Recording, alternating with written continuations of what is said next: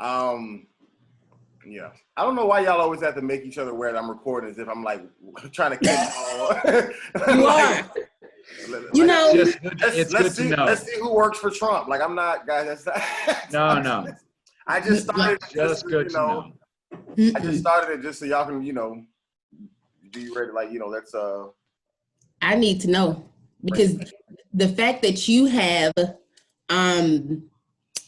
all of this footage of me in your collection forever. You have it too. It's really gonna hurt her. It's really gonna hurt her campaign. I've said some really crazy things on this podcast, by the way. Yeah. If you remember. This is gonna come up in 10 years when you're running for Congress. Exactly. You hear what Kellie said. Exactly. I think you'll be okay. You haven't said anything crazy. Trust me. Okay. I'll keep it that way. You guys are sorry. I mean, you guys would think I was the feds the way you guys treat me when this record button comes on. Y'all are like, he is trying to catch us sinning. Right. It's okay. I just like that Kellie's like, I've said some bad things here. I've had some real bad things here. Yeah, you're fine. All right. There's a reason why I removed the tags. All right. Well, let's get started. Welcome to Channel 2 News now. All right. Well, welcome, ladies and gentlemen, to another episode of the Worst Ones podcast. My name is Rudy Wilson. I am a preacher's kid. We got Terry Wayne. He is a preacher's kid. Janessa Rowland. She's a preacher's kid. And, of course, Kellie Lee. You guys should switch first name, last name. That'd be dope. So you can be Kellie Rowland is what I was getting at. Kellie Rowland. But you know, I used to tell people that was my cousin. And I'm super white, and I still get that reference. Everybody loves Destiny's Child. Go ahead. Destiny's Child. The four members and the three. Well, we got Kellie Lee here. How you guys doing? How's everybody feeling? Good. I'm doing well today. It's the day before Thanksgiving. Yep. Just working hard to take a vacation. Yep. Gotcha. The hardest working holiday of the year. Right. We were talking, I guess, a little bit offline. Everybody was talking about, I guess, cooking plans and stuff. So I'm definitely the one person who's not cooking anything. I don't have any experience with this. So I guess we can just go around real quick. You guys can actually say it here on camera. Your little, I guess, your contribution to whatever you're doing tomorrow. So we can start with you, Terry. You're pretty proud of your bakery you got going on here. I do like to cook a lot. Anybody that follows me on Facebook or Instagram knows that I cook a bunch, and I like following chefs and things like that. And normally this holiday I'd be frying the turkey, right? Because that's typically how I do. But it's kind of a pain in the butt, and my sister wants to try something else. So I said, you take the turkey, I'll take desserts. So I'm making 3 pies and my famous gravy. That's what I'm making for Thanksgiving. What kind of pies? I am making a pecan pie. Ooh. I am making a pumpkin pie out of fresh pumpkins, not canned bullshit. And and I'm making my black and blueberry pie. Yeah, my black and blue pie. That's my claim to fame. Will any of them be complete before we end this podcast? I would love to see. Oh, man. I will pull up a photo of my black and blue pie because it's on my Instagram. So I can do that and share my screen, but that's the best I can do. Gotcha. But no, they will not be complete. Just wondering. I do crust from scratch, so it takes hours. Yeah, fancy. That's right. I see you. Yeah. All right, Janessa, what about you? So this is my first year attempting collard greens. And She's so sorry. Collard greens. Collard greens. So collard greens is my first year. I'm going to channel all the ancestors. So channel my grandmother. Just follow me. Just follow. But I'm doing collard greens. I'm doing deviled eggs, which is another thing I'm doing for the first time. And I'm doing peach cobbler, which I've done before. So, gotcha. I love peach cobbler. I love a good peach cobbler. I was gonna say I like a good deviled egg. I mean, I like peach cobbler too, but like I ain't gonna lie, like Devil eggs, if they good, if you sit a whole tray next to me, I'm clearing them out. Eat the whole thing. You know what somebody just recently introduced me to? This a girl I'm seeing now. She said, "Well, I'll bring deviled eggs," and she's like, "Mine are weird." And I said, "What's weird about them?" She's like, "Well, I put little cooked shrimp, and a little crab meat in them." Oh, and I'm like, "Really? That's interesting. Like I've never heard of that. That's brand new to me." Like I'm looking forward to trying. I'm looking forward to trying it. You know? Yeah. Yeah. So is your peach cobbler? Does it usually get compliments, or is it still some left when? Tried it, Rudy. No, everybody likes my peach cobbler. Gotcha. No doubt. But there's nothing worse than working really hard on a dish and then you come back and 3/4 of it is left. Right. And Right.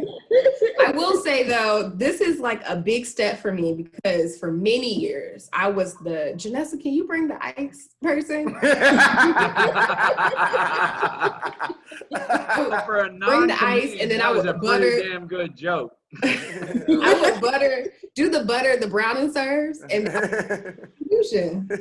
So the fact that we have, Janessa was using ice trays just so she could have a real contribution. I made the ice from scratch. I put this water in the freezer. I made this ice. Purified water. Right. This is Voss. Okay. Rudy, turn the shared screen on. Yeah. And I'll show Kelly what she wants to see. Oh, let's see. I don't know how to allow you to share. Oh, you don't know how to do that? I don't know. I know how for me to share. I don't know how to allow you to share. Is what I'm saying. Oh, wow. Yeah, I don't know how to do that. You would have to send it to me or whatever you're trying to do, or let me. No. You go to the settings and you just it's allow. What about those 3 dots? You have to allow me to share my screen. I can't do it without your permission. I'm aware of that. What I'm saying is I don't know how to allow you. That's what I'm saying. I thought I just told you. Well, no, I'm saying I'm on your name and nothing says allow to share. Is what I'm saying. All right. Yeah, it doesn't. It says allow record, but it doesn't say allow to share. So I can't. It's in the settings. Don't worry about it. It was just for fun. We should have did this during the sound check. All right. She didn't ask. She just asked now. I'm putting this on Kellie Rowland. She's pulling a Beyonce on me. Cut this out. Let me. All right. All right. And so Kellie, what's your contribution to Thanksgiving, cuisine wise? Brussels sprouts. All right. Yum, now, yum, is this added to a meal with somebody or yourself, or is this just you hitting Brussels sprouts? I'm going to my parents' house tomorrow, and so I wasn't going to bring anything. And then I was on a group call with my mom and dad, and my dad goes, "So what are you contributing to this meal?" And I'm like, "Mom said she had it all." So gotcha. I don't know why Brussels sprouts came to mind, but you're gonna be the only person eating them. This was for me. I would eat it. Thank you, Janessa. Do your parents, they still stay in the same spot? In the same spot? Oh, okay. Gotcha. They moved to Snellville from Stone Mountain. Oh, okay, gotcha. Yep, they're in Snellville now. Around the corner from the church, literally 5 minutes from my dad's church, so he can come and go. It was because of that. It was because of the. They were looking at houses when they decided to move. They were looking at houses closer to the church. Do they still have that one, or did they just? Oh, okay. They were there. Yeah. Okay, gotcha. Cool beans. Dope. All right. Well, like I said, I'm not making anything. We're ordering food from somewhere. I don't know. Boston Market, something. I don't know. Whatever me and Reese decide. Hey, I used to work at Boston Market. That's quality food. It really is. Oh no, I eat it. I have no bad words to say about Boston Market. Most of that stuff is made in the back, for real. Yeah, I heard you guys are going to some soul food spot in Inglewood.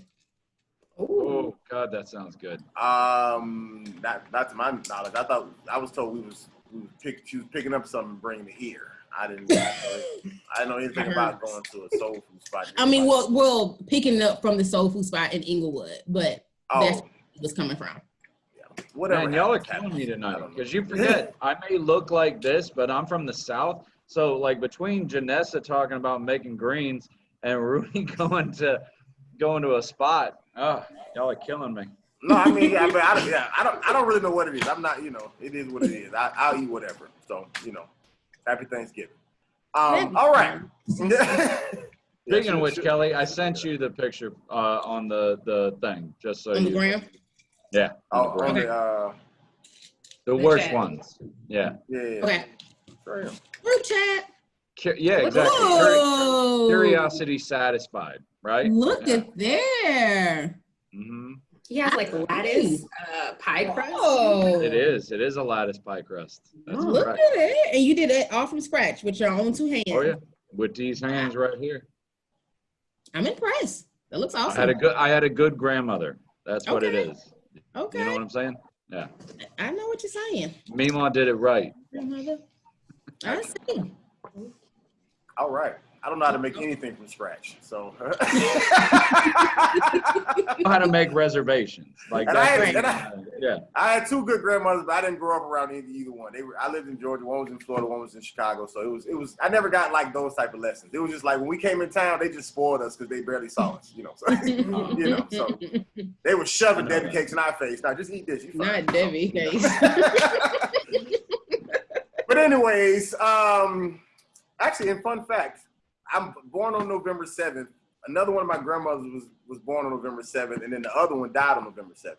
Oh, wow. I have no idea if that means anything, but I always thought that was cool.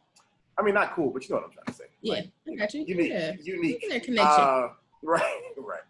All right, cool. So, topic for today. And this is actually something, Kelly, that you kind of brought up a few weeks ago, in reference to our pastor parent doing a lot of traveling for, the ministry purposes or whatever the case may be. And how did that necessarily affect us in our, relationships with them being gone or, whatever the case may be. I'm gonna start real quick because mine will be quick because my dad ain't go nowhere. You know what I'm talking about? I mean, I know I'm being serious. So it didn't affect you at all. I'm saying, when it came down to him traveling to preach, you talking about what, Tampa to Atlanta, you know what I'm saying? That's traveling? But I'm saying, but even then, I would go, I literally, not even joking, I skipped my own prom to go from Tampa to Atlanta when he went to go preach, just because I wanted to go back to Atlanta because I missed it. Not even joking. I hope it was at least a revival or something. No, it was like a one day. It was like Really? On a Sunday, yeah. You missed the prom for that? Did you have a girlfriend? I hope not. I didn't, I mean, the one night of the year where you're but pretty much guaranteed to get laid and you skipped it to go. Well, first of all, if you only get laid on prom, you had a sorry high school experience in the first place. Okay? I said guaranteed. I said it's the one day you're pretty much guaranteed. My other than Valentine. My statement stands. But what I'm saying is that I had like a girlfriend where, we was going through it. Prom wasn't ever that deep to me. I more enjoyed homecoming dance. You know what I'm saying? Like I thought homecoming was just way more fun. Like I thought prom was too formal. Because homecoming you wear like a fancy, a nice suit. Prom, they want you to be in the tux. I ain't doing that. So I just kind of more home. But the point is, my dad never was like, flying to California and going to Africa and whatever the case may be. Like it just wasn't his reality. You know what I'm saying? Like my dad, if he ever did travel and preach, maybe it happened before my time, like in his younger days, something like that I just don't know about or whatever like that. But since he's been a pastor, like he's definitely like, you're going to see him every Sunday. You know what I'm saying? He working his job, you know what I'm saying? He's an engineer or whatever he does. I don't know. But so your father's not a pastor full time. He has a job outside of being a pastor. He's a pastor full time. He just doesn't get paid.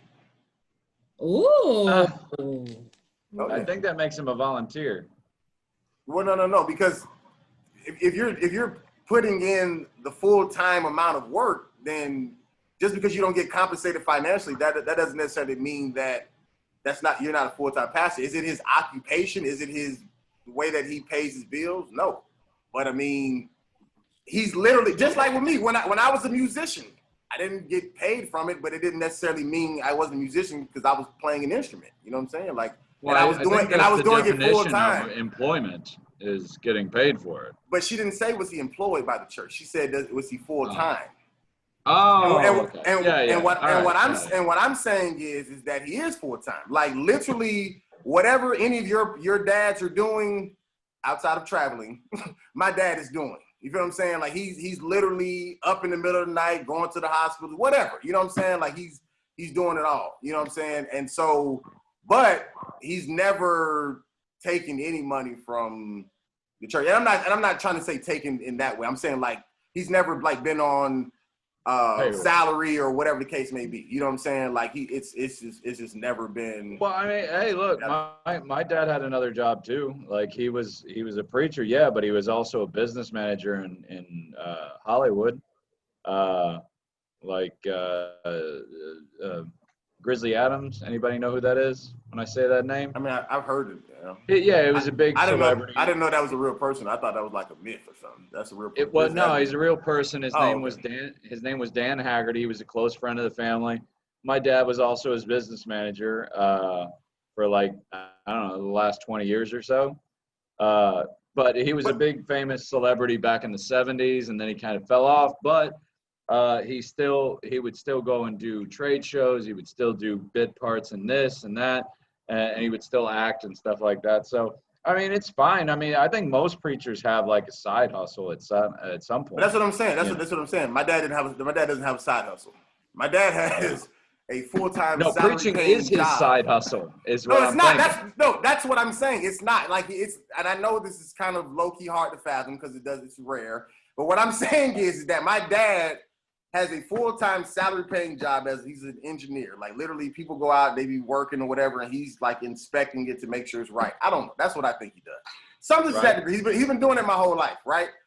But he also is a full-time pastor of a full-time church. This isn't like a junior college of a church. This isn't this is a full-time ministry, and he's literally outside of the hours that he has to be at work, which is usually like wee hours of the morning. Like he usually go to work at 2 in the morning, something like that, and then get off 12 noon or something like that or whatever like that. And then the rest of that, and not only is he full-time pastor, my dad has to play the organ.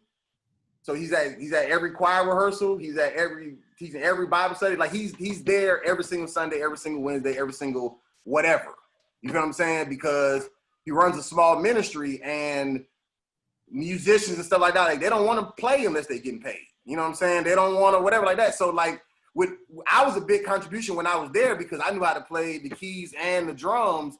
And I even, I guess, had other people around me who were kind of willing to do it, but like I moved and somebody else moved, whatever like that. And so, and my dad actually been playing. He actually taught himself how to play when he even first started the church. But like, that's always been something, like him having to do something else has just always been something. You feel what I'm saying? Like that's just the reality. I don't think anybody's trying to disparage your dad. I don't think that. I think we were just discussing the difference between, I'm not saying anybody's trying to dilute him or whatever. I'm just saying the difference in what you were saying in reference to like your dad like was pastoring, but he also had this thing on the side with the business thing. And what I'm saying is like, I'm saying my dad I, as a pastor's kid, have never known anything else outside of, him working the job and pastoring and playing and whatever. You know what I'm saying? Like everybody in our church is involved. It ain't really too many just regular members just sitting around. You know what I'm saying? I'm just saying, if he's doing all that, he should be collecting a paycheck. I mean, maybe I'm wrong. But what I'm saying, but I mean, who you gonna collect the paycheck from? Like, you know what I'm saying? Like it's not that type of situation. You know what I'm saying? Like, I don't know. That's completely foreign to me. But it's been times that my dad and my stepdad, matter of fact, my mom and stepdad go to church as well. My dad and stepdad were like one of like the main two people who were paying the bulk of like the tithes and stuff in the church's bills. Like this was years ago, but I'm saying when it was at a smaller point. You know what I'm saying? Right. Like I remember them. So what I'm saying is like this is just always what it's been. So if my dad ever started traveling, like, you know what I'm saying? Like this would be new to all of us. I don't know what none of that looks like. And I'm not saying, once again, I'm not saying this as like put my dad down and feel sorry for whatever like that. I'm just saying this was the reality of what it was for us. Go ahead, Kelly. So how old were you when your father became pastor? 15. So the question that I forgot if you've asked it or not.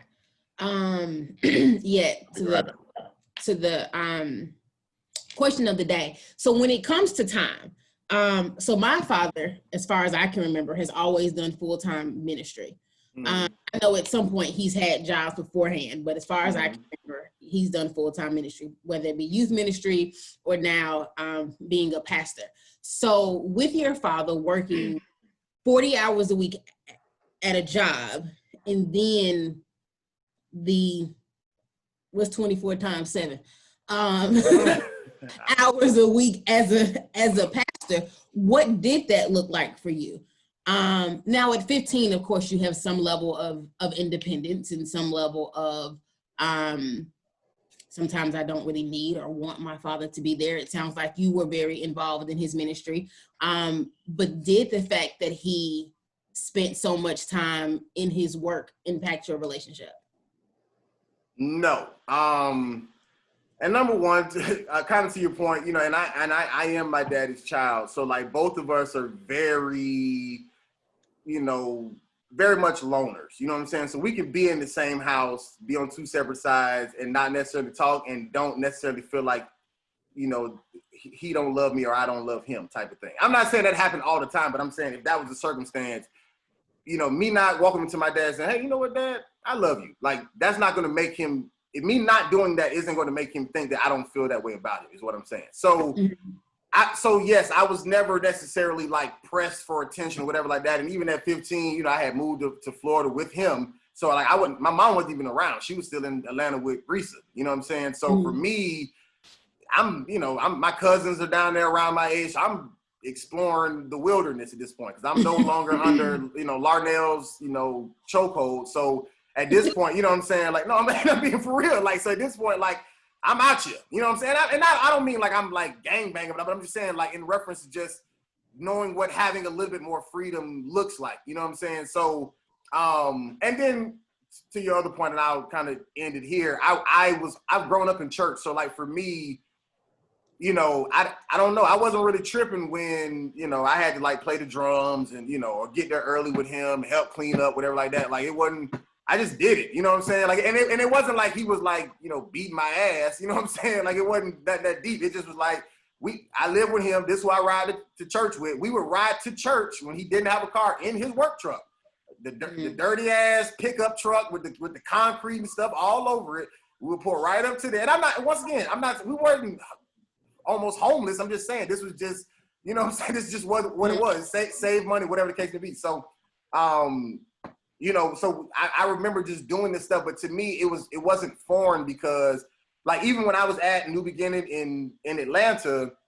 yeah, that's a bigger ministry, whatever like that, but I wasn't really like behind the scenes, you know what I'm saying? Like I had sung in the children's choir, youth usher, junior deacon, you know, worked the camera, but I wasn't like, I didn't really know what was going on behind the scenes to make the whole, you know, operation run. So like with my dad, like, so whatever I learned with him was just always the norm. You know what I'm saying? Like, I just like, okay, well, this is the start of something. You know what I'm saying? So this is just what it is. You know what I'm saying? So I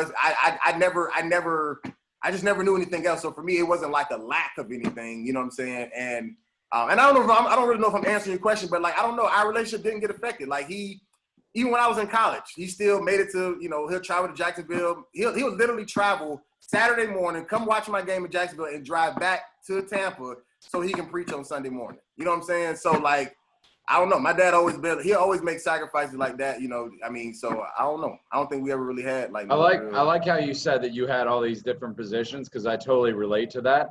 Because first my dad was at a bigger church, then he started his own smaller church, and when he went to his own smaller church, I was right around 14, 15, but I picked up on stuff kind of quick. So he would just give me whatever job they didn't have somebody for.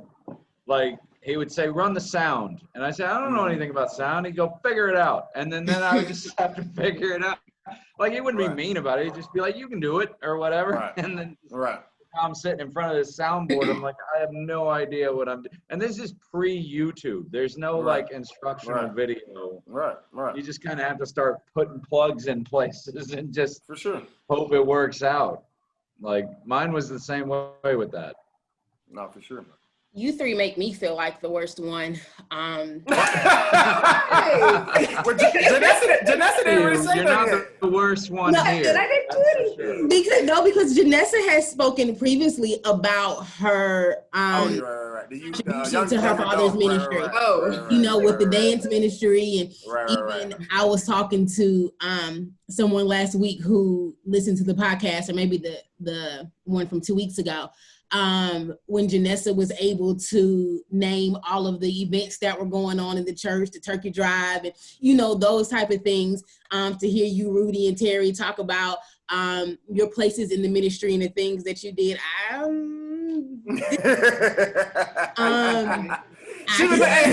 Kellie had a parking spot since she was 5. She was like, where do I park my car?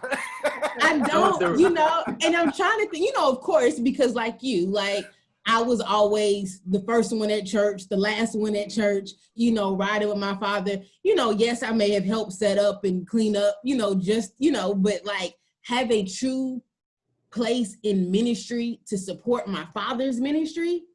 I don't know if I have. I'm sure you put the chairs away. Come on now. You did some stuff. I mean, I did some, I didn't do anything. I didn't just not. Don't be so hard on yourself. But like I said, but to have a solidified, I don't know if I did. I'm gonna have to go back and talk. My memory is terrible, so I'm gonna go back and talk to my mom and my dad about it tomorrow over Thanksgiving dinner.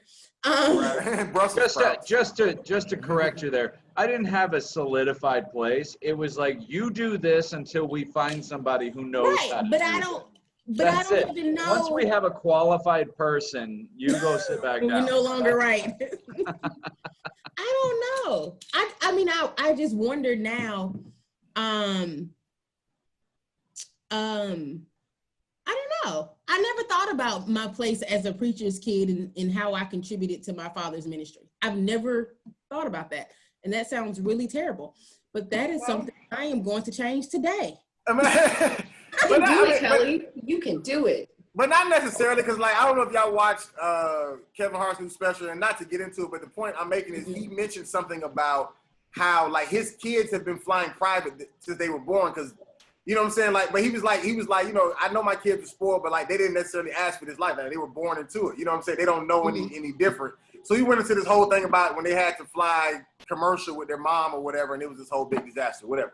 But the point I'm making, is that if you were kind of just, I ain't gonna say necessarily born into, but when it came down to your dad and just say even your family having the whole ministry situation, if you were never put in a position to just say have to do whatever I did, it's not going to be something on your mind to be hey, well, I need to do it, because it was never a thing. You get what I'm saying? So I don't think it's nothing that you necessarily have to hold against yourself. You just was in a different position. You know what I'm saying? Which is fine. True.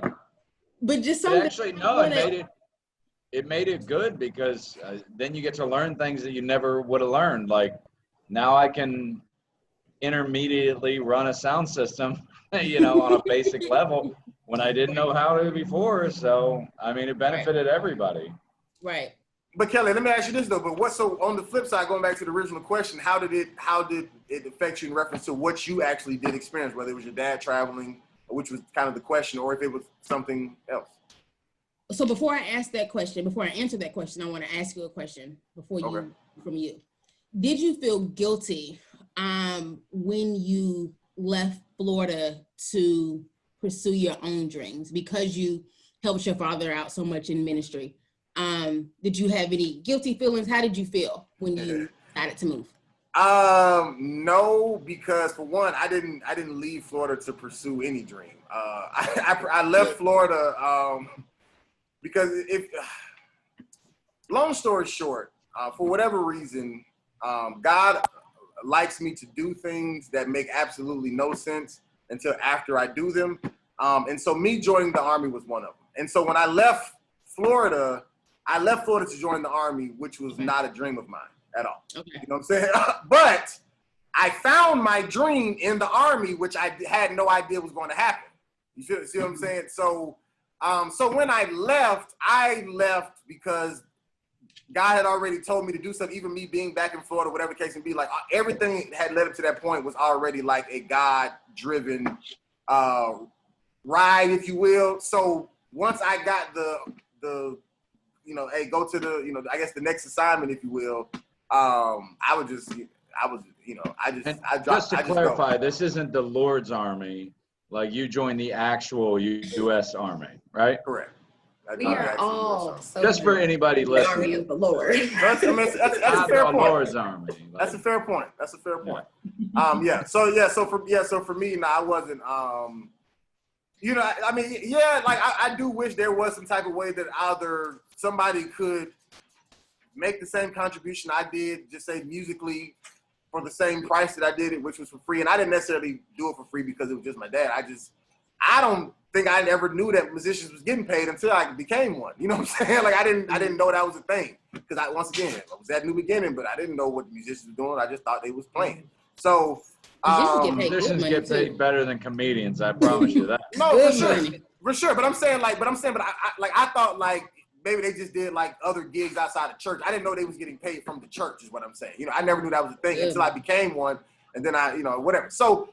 But So I mean, I wasn't really on that. And my parents, even my dad, he wasn't like, what, what I'm saying, like we need you here, what I'm saying. Like my parents ain't never been like that, And maybe even if they were, would I kind of be different? I don't know, what I'm saying. Like I've just always just been me, what I'm saying. My parents tried to get me to play t-ball when I was 6, and I told them I hate it. I want to play football, and I played it for the rest of my life. You know what I'm saying? That was just me. So they've always been supportive. So I mean, nobody was really tripping. It wasn't really that hard of a transition to answer the question. Yeah. I'd like to answer your question. The one about the travel. I wanted Kellie to answer. Well, Kellie, I wanted you to answer. You said my question, or you talking about Kellie's question, Terry? Your question. I thought we went on. I'm sorry. Right. No, we are. But Kellie was supposed to answer that question because I asked her before she asked me. In reference to how she felt about her father and her. But Terry is more than welcome to go first. Go ahead. No, Kellie. Please, we want you to go first. What would my mother say? You want me to go? Yeah, absolutely. Yeah, of course. Let's see. As far as my daddy did travel, but I don't remember that really being a big issue. I think my mom used to set up times for us to do fun things and, made it okay. And so him traveling wasn't an issue. It was more of a benefit because a lot of times I got a chance to travel with him. Even now, like they were holding the Full Gospel Conference in Orlando every year. And so I went to Disney World 3-4 years in a row. Loved Disney World, had a wonderful time. Growing up, he, had a preaching engagement in Germany. And I was in 10th, 11th grade. So we went to Germany and Paris and I had a good time. Him being a youth minister, we used to, back then youth conferences were all the rage. That's all we did. And so I would travel with him for youth conferences. And so when he traveled, it was only really for a weekend. And like I said, my mom used to jam pack it with fun. And so him traveling really wasn't, really thinking about it now, it wasn't much of an issue. To be honest, for me, the issue probably came more when he was in Georgia. Because like you talked about with your dad, Rudy, the hospital at all times of night, to go into people's houses and to court and to, just the church all day and just meetings and counseling sessions and weddings and funerals and, all of those things that I felt like took time away from me. And I do like a certain level of attention. I mean, that should just.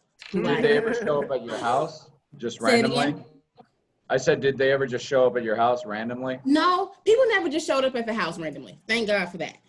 Oh, I did. Yeah, they showed up at my place. Really? No.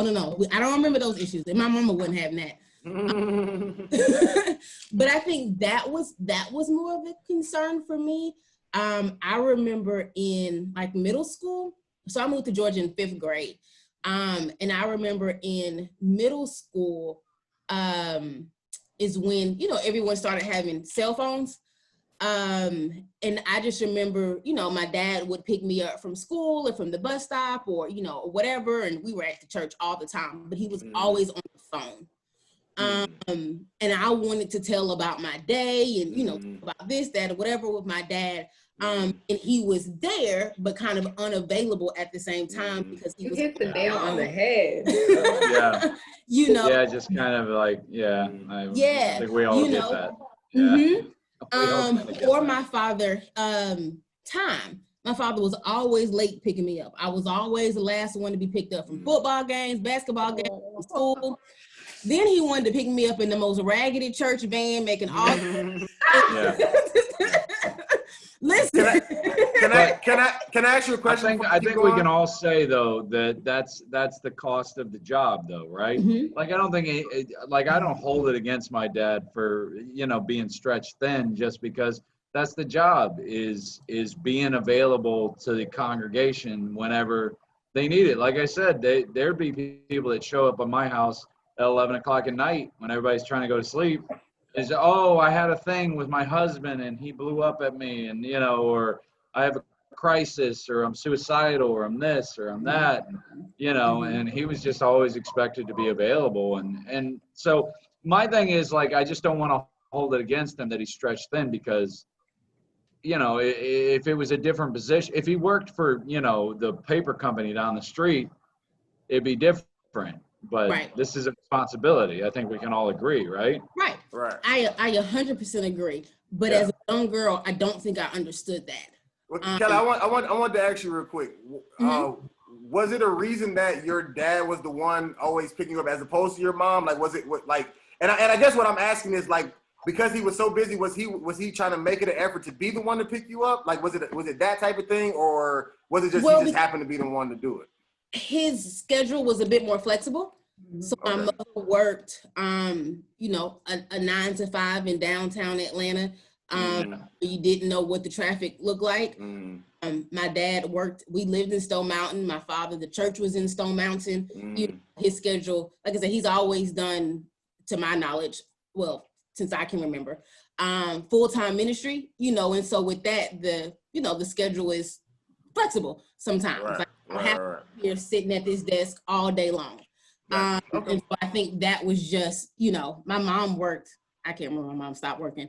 But yeah, so middle school and high school, you know, that was just a part of my dad's stuff. He, like I said, he was always present. He was always there, you know, when I used to cheer and I played basketball for a while, wanting to be like my father. What? I did. Check my Instagram. I got a picture. I look super cool and super stupid. You know, when we used, like I said, my dad was there and used to take time out, you know, to spend time, you know, of course, to be there. He was an amazing father. My dad is Superman to me. You know, but I do remember, like I said, as it relates to time, it wasn't the traveling out of state, out of the country. It was the times I felt like I couldn't access my dad in the state of Georgia, in the city of Stone Mountain, because he was doing the Lord's work. And at this point in my life, to Terry's point, I completely understand. And again, love my father for it. I see some of me in him in a lot of places. I love about me. But as a 13-year-old girl who wants to tell her daddy about her day and this teacher that got on her nerves, it's hard to process.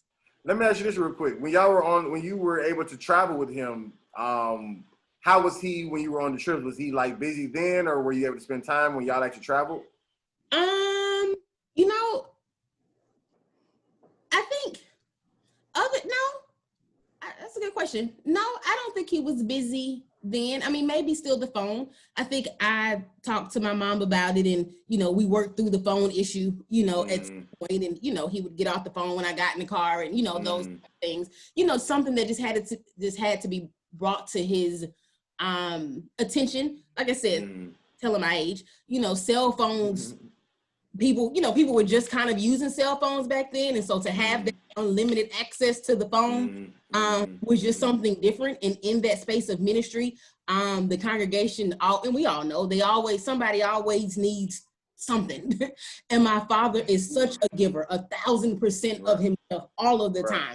I think it was just something that he had to balance. But when we went out of town, I remember my father being there, other the times than he had to minister. But even then, like, we would go with him and we would be in the back with him until he preached, and we would go to the front and go back, So yeah, no, he was always. By the way, thanks for making me feel old, because you were like, when cell phones first came out, I was in middle school, blah, blah. You know what I was doing when cell phones first came out? I was selling cell phones. Like,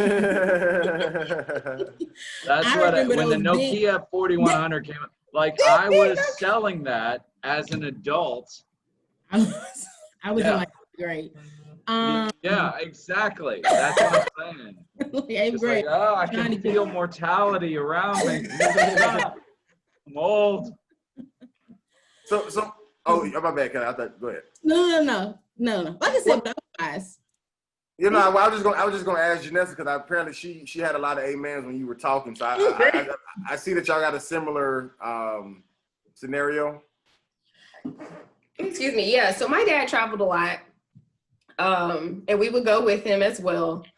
So some trips were vacation-like, others not so much, because I know there were some places it would be like a quick turnaround. Like, we drove to Kentucky one day, my dad preached, and we came back, so stuff like that was hard on us to drive 8 hours one day, get to the hotel late, spend the night, get up in the morning, do the sermon, and then get back on the road. I mean, we were doing that when we were like younger.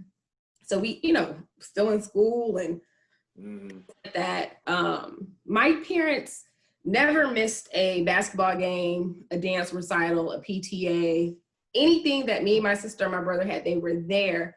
But kind of to what Kellie was saying, sometimes it felt like it was just something on the checklist for them to do. Like, it's supposed to support your kids and you're supposed to play their game. And then it would be like, okay, we had a game. And then as soon as we get in the car, it's like, okay, well, you have to come to church with me because I got a board meeting. I got a deacon board meeting. Oh, wow. Okay. Wow. And then your mama's going to pick you up when she gets off, and you're going to do it like that.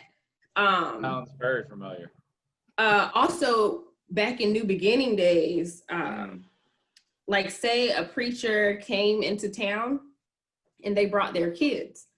So we would go to New Beginning, get in a limo, go to the airport, pick up whoever the pastor was. If they had kids, depending on their age, we would go to Dave & Buster's or Mall or whatever. So, like, we kind of were unofficially hired as hostesses, I guess. Me and my sister back in the day. Oh, so, armor bearer kids. I didn't know y'all had luxuries like that. Damn. We were like y'all living the concierge for the kids that were there. I mean, I guess. It wasn't all bad looking back at it, but kind of being older now, seeing what was going on, I'm just kind of like, oh, they kind of used us. But I think the biggest thing, especially as a teenager and even now, that affect me the most, I think, is kind of like what Kellie was saying, the funerals, the weddings. My dad is very giving as well. I know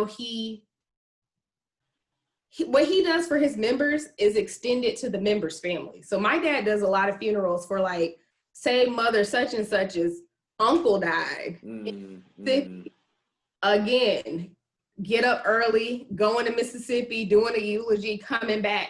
He doesn't necessarily know these people, but he knows such and such. And because of that, he's doing, funeral. I remember one time a church member's daughter, I think, got married on Mother's Day. And I was livid because the way it was set up, like, yes, you can celebrate your mother any day. We should celebrate her every day. But we, had a family tradition of, like, going to dinner and just kind of pampering her that day. And we couldn't do anything because my dad had to officiate a wedding for a member's daughter who didn't go to the church, you know, like, so stuff like that kind of made me upset, I guess, growing up.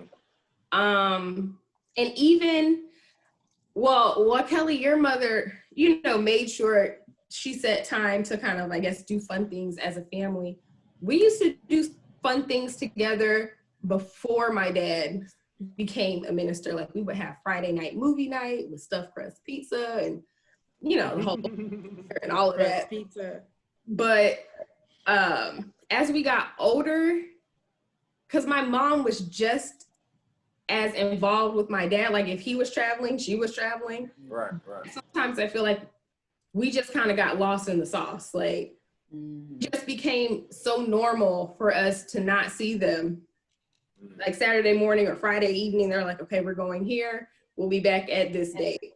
And, you know, it's like, all right, well, we'll see you when we see you, you know. And I sometimes, I think it's a combination as I'm, you know, as the older person. Kind of like Kellie was saying, there's an age where you're just kind of like, I'm not trying to be bothered with you. So bye, I see you when I see you. But also I feel like sometimes me and my parents bumped head because we just were really different. Like, my parents are really old school, and I was trying to, like, the outfits I wanted to wear and the things that I wanted to do and the music I wanted to listen to was just not what they were about. And so we just clashed heads all the time. And so as an older person looking back, I sometimes wish we could have, like, met each other halfway and had a better relationship. Because I think the relationship we have now is what I wish I had back then. But maybe I had to go through all of that to get here. I don't know. Sorry. But I also will say, Kellie, you lucky, because traveling has stopped for me in terms of going with my dad. They went to Africa last year, and they sent me the pictures. So Now I get those too. They went to Africa on ministry or on vacation? On ministry.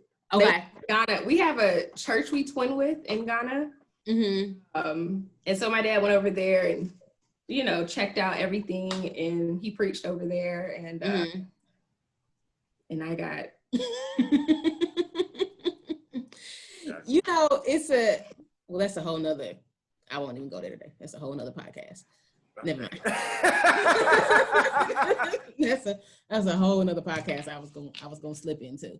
But yeah, okay. I still reap some of the travel benefits. Now, my parents did go to South Africa without me as well.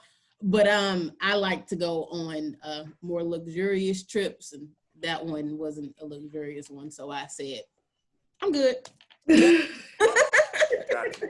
Gotcha. Terry Wayne, what about you, sir? Yeah. My dad traveled a lot when I was a kid, when I was a teenager, and when I was an adult. And the most I took away from it was inspiration, like that thirst to see what the rest of the world is like, to be open to it, to be fascinated by it, to want to travel to different places. I got that from him. So far in my adult life, I've been to 48 states and 13 different countries. But the only reason that is in me is because I watched him do it. That's it. So like when I was a kid and he would go to South Africa, or he would go to Kenya, or he would go here or there, like it was never a big deal when I was a kid, because it was just explained to me. Like Dad's going away, he'll be gone for 2 weeks. We won't be able to talk to him because, again, this is before satellite phones and whatnot. We won't be able to talk to him, and then we'll see him again in 2 weeks, and he'd always bring us something back. But it's kind of like Kellie said, like sometimes I'd get to go. Like I remember when I was 8, he went to Alaska to preach in a small town, so I got to go, and I got to see a lot of cool things. And Then again, when I was 18, he wanted to take a youth group up to Alaska. So again, I went as a chaperone. And then when I was 25, he's like, hey, he called me up one day. He's like, hey, I'm going to Alaska to preach at the same place again. You want to come? So I ended up quitting my job at Boston Market, by the way, Rudy. Oh, okay. Yeah. I said, hey, I got to leave for 11 days. They said, you can't. I said, well, I have a free trip to Alaska, so I'm leaving. Do you want me to come back here when I'm done? And they were like, if you leave, you're gone. I was like, all right, here's my key. I was a manager, so I was like, here's my keys later. And but it was a great trip. I got to hunt a bear and climb a mountain and like stuff that you only get to do once in your life, you know? In Alaska, yep. Okay. The biggest thing for me now is the biggest detriment is when I'm an adult, believe it or not. Because I'll call him up sometimes and I'll be like, hey, what's going on? And he's like, oh, I'm just getting ready to get on a flight to India. And I'm like, why wouldn't you tell me you're going to India? You know what I mean? I remember one time I called him up. He's like, hey, I can't talk very long. I got to get through customs. And I said, what, where are you going? I thought he was at home. And he's like, no, I'm going to Nigeria. And I'm like, Nigeria? You're just going to go to Nigeria? Like, because I don't know if you know anything about Nigeria. It's not exactly like a safe place, right? It's pretty war-torn. And I was like, oh, so you're just going to Nigeria? And he's like, yeah. And he's like, I'm glad you called. And I said, why? And he's like, well, I wanted to give you my insurance information in case anything bad happens. You have my insurance information in case I don't make it back. And I'm like, all right, that's pretty jarring. Right. Like, it's comforting. I'm just sitting at home. I was just looking to shoot the shit. And now I got to copy down your life insurance information. Right. So yeah, I think it was much more respectful as a child, you know, to like be tender and kind of explain things.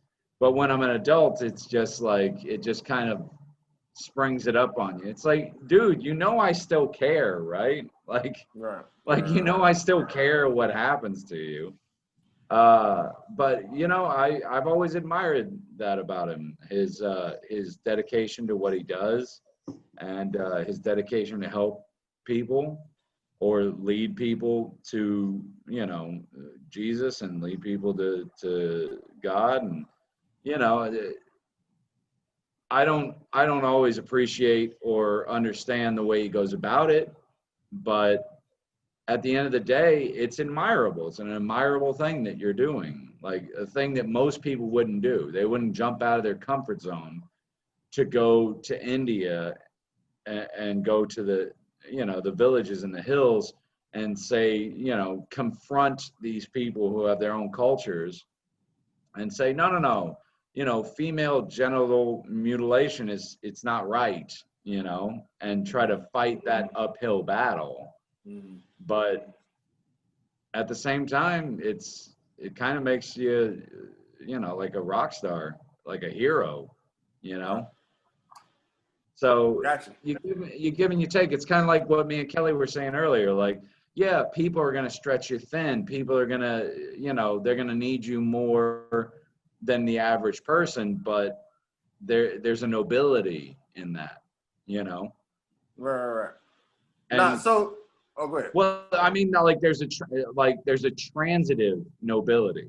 Like I have to give up having my dad all the time when I want to have him, when I want to explain my day, when I want to do this, I have to give that up, but it's because he's doing something else great.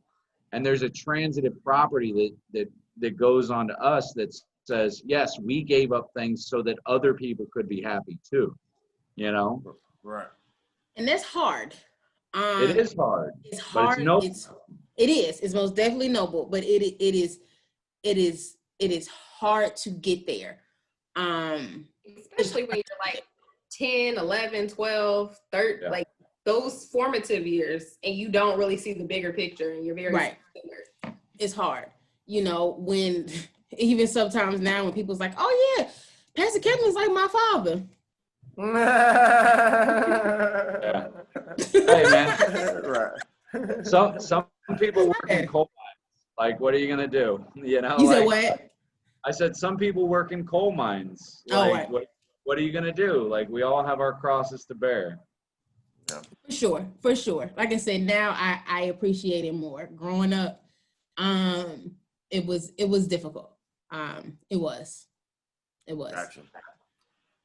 So just go ahead, Janessa, go ahead. Oh, I was just gonna say also, I think looking back that being able to express myself the way I am, able to express myself now versus back then, didn't help.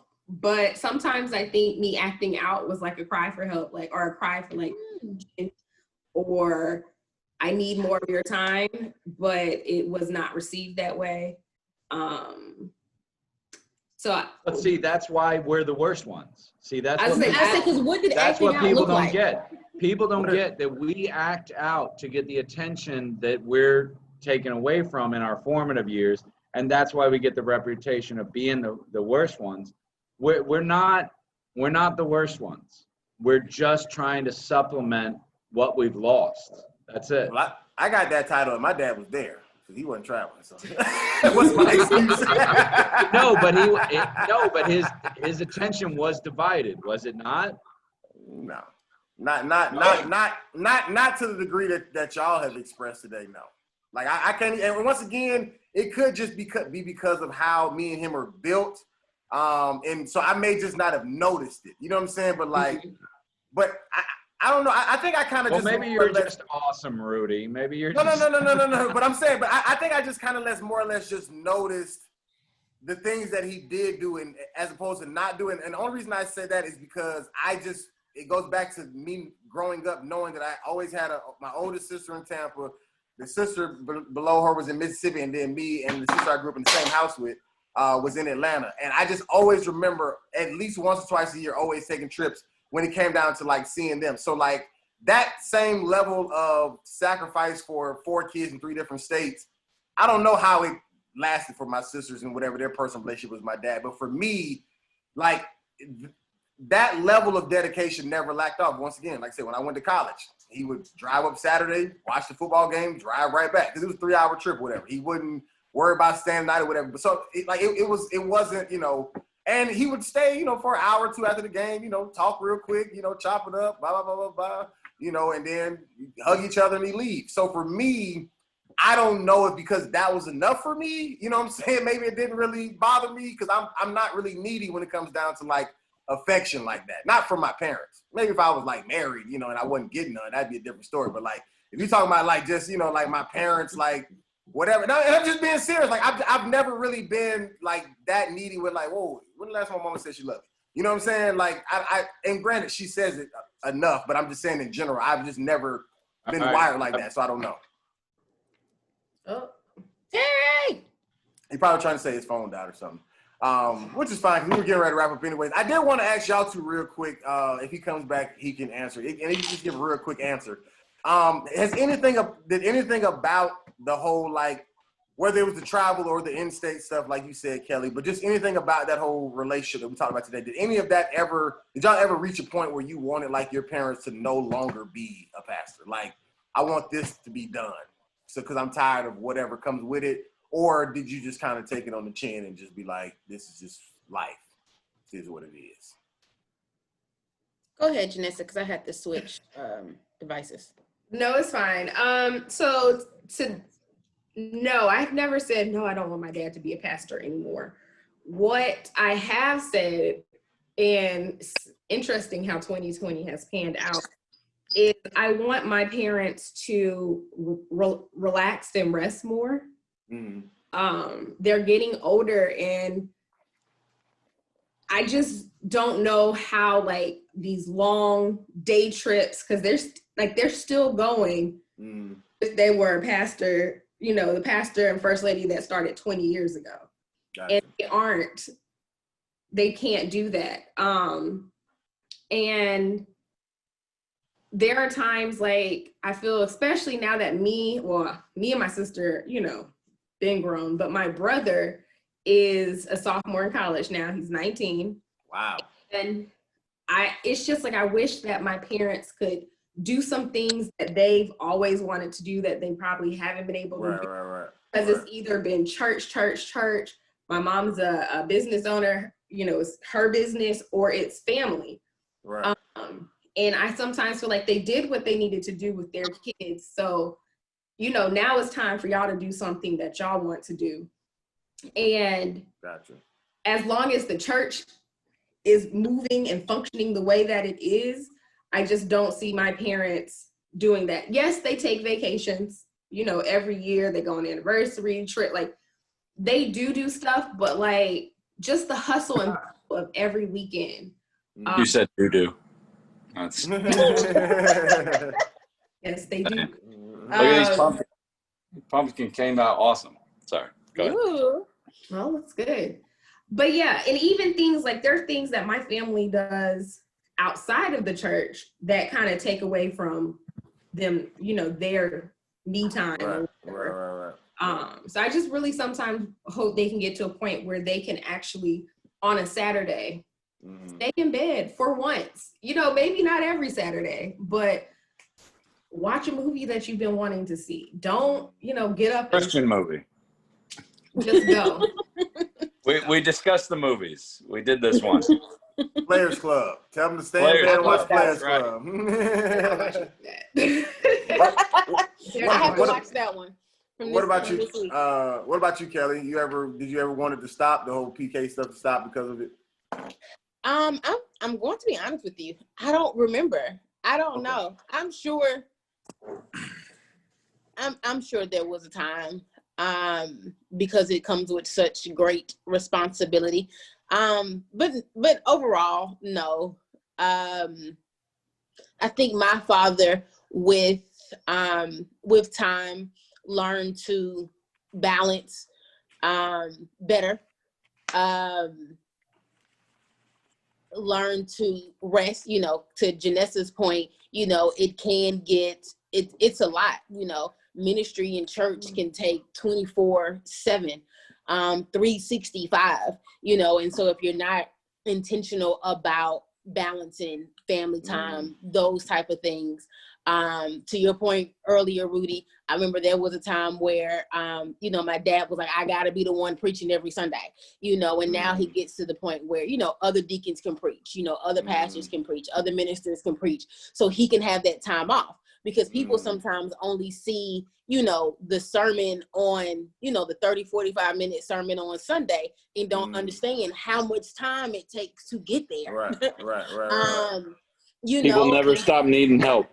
24 Exactly. hours a day. They always need. Exactly. And so I think my father has been more intentional about that. You know, when as I've gotten older, I've understood more. So I don't think there was ever a time I did not want him to be a pastor or in ministry. No, my father always showed up. Risa, Rudy's sister, is my best friend. And she names all of the time all the amazing things that my father did for me growing up, all the times that he was present and he was there. He made me breakfast every morning, a little bacon, egg, and cheese sandwich. And it's so funny, Risa and I senior year used to ride to school together, and she used to get $20 a week to go to Burger King maybe more than $20, because she went to Burger King every morning and had lunch, and I had a sandwich, and I wanted what she wanted. Hey, at least you got bacon. But right, she wanted. I had bologna egg and cheese. But you know why I think she paid attention to that? Because that wasn't my dad giving them $20 with her. That was my mama. You know what I'm saying? Right. Like when y'all was riding to school together, like my parents weren't even together no more. You know what I'm saying? So, right. And I think even by this time I was in Florida. You know, even by this time or whatever. So I think she had, to what you're saying, I think she had admired that, because I couldn't tell you the last time I seen my dad cook us breakfast or something, you know what I'm saying, or whatever like that. You know what I'm saying? Like I don't know if we ever really experienced that. So that's probably why. But go ahead.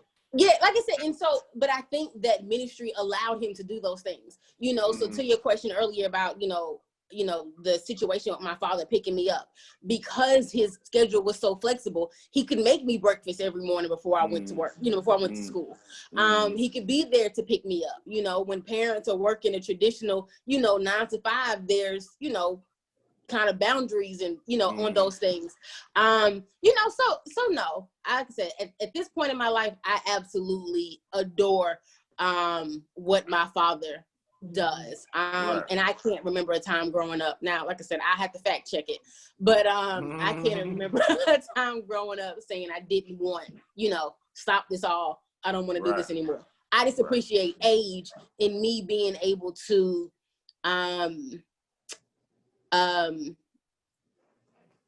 don't know the word I'm looking for, but me being able to live my own life. Growing up, you have to be, you have to go to the same church your parents go to. Like, you don't really have a choice. Now as an adult, like I said, I live about an hour away from my father's church anyway. But pre-COVID, I didn't go every Sunday. I didn't go to his church. I did go to church, Daddy. I went to church. Daddy, I went to church, Daddy. That is ingrained. We go to church every Sunday. You bring your Bible and a notepad, a pen and paper, like you go to church. So, but no, I can't. I always remember told my dad, I said, if God is everywhere, why do I have to go to his house? Like, it's, So Terry, with you last, just a real quick question. Did any of your fathers, whether it was the travel, anything we talked about today, whether as an adult, as a kid, whatever, was there ever a moment that you ever wanted him to not be a pastor as a result of I would much rather him just be a normal person and and be here, or whatever the case may be, as opposed to living the pastor life? I mean, I think everybody not just every preacher's kid, but every kid that has a father of a position of authority or responsibility. I feel like every doctor's kid probably felt the same way too when he was on call, or every shrink's kid when they were on call, or I feel like there's a lot of kids who felt that way, but I really have to hand it to my dad. I think he really held it down. Was he there all the time? No. Did he make mistakes? Of course. Did he forget to pick me up from baseball practice while I sat in the rain like a sad story? Sure. But did he also coach one of my baseball teams? Yeah, he did. You know what I mean? Like, I feel like he struck a good balance, and hopefully yours did too. All of yours did too. Just to, because I feel like they had this natural thing in them where they knew they had this responsibility they had to take care of, but there's a guilt that comes along with it. Like, I'm taking away from mine to give to you, right? Which is a responsibility and a privilege, if I'm speaking honestly, but also there's a guilt that's in it where I should be giving more to my family than I'm giving to yours. But at the same time, the responsibility of your position says you have to. So I felt like he struck a good balance. Like I said, he's not perfect, but overall, A-. How about that? Does that work? Does A- work? Yeah. I couldn't fault it. I did have one question for Kellie though. I've been holding it back for some time. Because you said you grew up at Stone Mountain, right? I did. I've been there several times. What's it like to be, you growing up at Stone Mountain? Stone Mountain is black as hell. I understand what it is. Don't in the shadow of don't think about generals looking down on you. Yeah, but that's the South. That's the South in general. Right. You know what I'm saying? But, What do you mean that's the South? That's where it is. But listen to it's me. named for that. But listen to me. Atlanta is one place where I always say this: whether you're in the suburbs or you're in the hood, it is black people. Okay, it is literally black people. So I get what you're asking. That's not what I meant. But I'm saying that's what you were alluding to in the record, because it's definitely like KK. I remember there being KKK problems or whatever. You know what I'm saying? But in reference to like because I grew up in Stone Mountain as well. You know what I'm saying? I grew up down the I street live from in her. Stone Mountain now. Right. So what I'm saying is like and we grew up around people who look like us is what I'm saying. Like it had nothing to do with whatever the history or whatever was, because what was there when we were there were just a bunch of people who look like us, literally. Yes, but I mean, it's the largest Confederate monument in the country. That's what I'm saying. But yeah. I didn't know it was even there. That's what I'm saying. Like, it wasn't even a relevance to me, because it didn't absorb to you at all. That's what you're saying? Never even knew it was a thing, is what I'm saying. That's good to know. See, I love my mom walks around Stone Mountain like every day. Yeah. Right. No, I love firsthand information, because I've been there. There's like a gift shop. You know what I mean? Like it's a whole deal. Like Georgia's still Georgia. You go to South Carolina, any of these places, like, you're gonna still, you know what I'm saying, see residue. You know what I'm saying? And if you go to certain places, it get even heavier. But the Atlanta area is one of the, places where, like I said, it's pretty black. Well, and that leads to my second question / joke, which is, how do you think those 4 generals on that mountainside would feel, knowing that the surrounding community is predominantly black? I don't know. I mean, because I saw the laser show on that same mountainside, so I don't. I mean, yes, I don't really think they're thinking about it. Is what I'm saying. It's like well, I mean, they're dead, so they're not thinking about anything. But still, yeah. I mean, I seen that same laser show, so I don't know. All right. Fair enough. Nonetheless, prodding for information. This is only going to go on my Monday podcast. So. Right. So shout out Stone Mountain. I've been up and down and around. Good little hike. All right, man. Well, that's been another episode. You guys want to? We'll start with you, Janessa. You want to plug away Instagram? Wait, before we plug, like I have one more thing I want to say. Oh, go for it. I'm sorry. For the people watching, because I'm assuming that the people that are drawn to this podcast are people in the church. From our conversation today, I do want them to gather that. Never mind. Cut this out. Go ahead, Janessa. We can't cut it out now. It's too good. She had she done had 2 can of worms. She was getting ready to open. She was like, nah, another podcast. She had a can of whoop ass. Nah. Started to open it. Yes, I was about to go there. I was about to go there. And I was like, you know what? Never mind. All right, never mind. Plug away. Well, you can find me on Instagram at JRiana _JRIANA _. I will add you as a friend. I am public or free or whatever it's called. Right. Or not. Order your pies from Terry's Pies. Can I if you don't want to do that, it's Terry Wayne Comedy on all media platforms, in case you want some laughs instead of some awesome pies. But I'd go with the pies, just to be honest. Yeah. Princess Kels 51, but it's private. But it's private. I hope you can get in VIP. She got the velvet rope across her.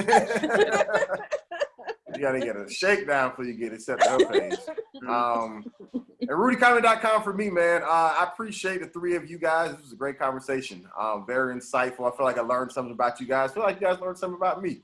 I feel like I'm gonna send you a pie, Rudy. I'm gonna send you a pie.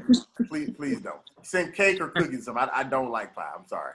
And no offense to your specialty, but I'm just not a pie eater. You know what? Now Kelly gets the pie. You happy now? I'll take it. All right, you get nothing. Right. And maybe Janessa will send you a peach cobbler. Right. Just essentially just a pie that messed up, but whatever.